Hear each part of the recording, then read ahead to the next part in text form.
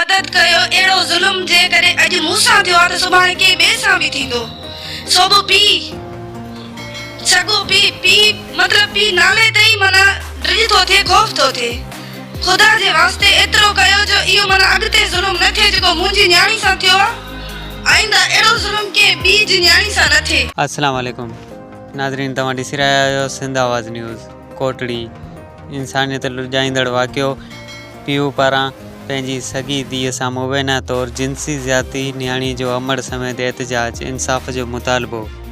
कोटड़ीअ जे labour colony वारे इलाइक़े में रहंदड़ 8वीं क्लास जी शागिर्दियाणी 17 साला अनमोल ॾोहिट सां संदसि पीउ नवाब ॾोहिट पारां मुबैना जिन्सी ज़्यादती न्याणी ऐं संदसि अमड़ जो एहतजाज इंसाफ़ जो मुतालबो।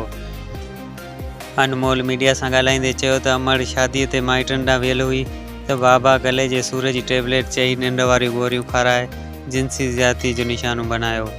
जंहिं बैदि निंड मां उथण सां ई सुबुह जो अमड़ खे दांड ॾिनी।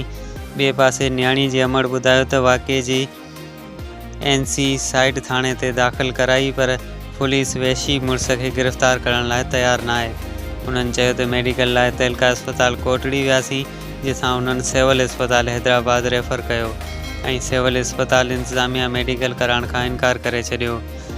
उन्हनि DIG हैदराबाद SSP जामशोरो ऐं अहला अख़्तियारनि खां मुतालबो कयो त वहशी सुफ़त इंसान खे गिरफ़्तार करे संदसि ख़िलाफ़ कानूनी कार्रवाई करे इंसाफ़ फराम करे। माना शादी ते वयल हुयसि, मां शादी ते वयल हुयसि। मां इहो इन जे पीउ खे चई वियमि त तव्हांखे बचनि जी पारत आहे, मां विहां ते शादी ते वञा थी, पर अक्सर ईअं थींदो आहे मां छॾे बि वेंदी आहियां। कॾहिं ज़िंदगी में अहिड़ो थियो बि न आहे, पर जेकॾहिं हींअर थियो आहे त इन जे लाइ पुलिस ॾे मां वई आहियां।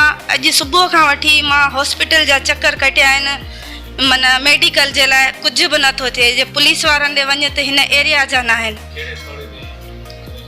ही साइड एरिया। मां उते इहा रिपोर्ट लिखाए आई आहियां त ख़ुदा जे वास्ते मदद कयो अहिड़ो ज़ुल्म जे कॾहिं अॼु मूंसां थियो आहे त सुभाणे के ॿिए सां बि थींदो। सोबो पी सगो पी मतलब पी नाले ते ही मना डरी तो थे खौफ तो थे। खुदा जे वास्ते एतरो कयो जो इयो मना अगते जुल्म न थे जो मुंजी न्याणी सा थियो आ। आइंदा एड़ो जुल्म के बीज न्याणी सा न थे।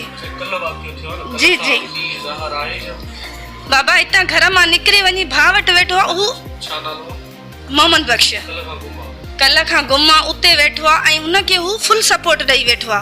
न त जेकॾहिं ही पंहिंजी भाइटरी अथसि हुन ज़ुल्म कयो आहे त तव्हां ज़ुल्म खे त ॾिसो, माना इंसानियत बि ख़तम थी वई आहे।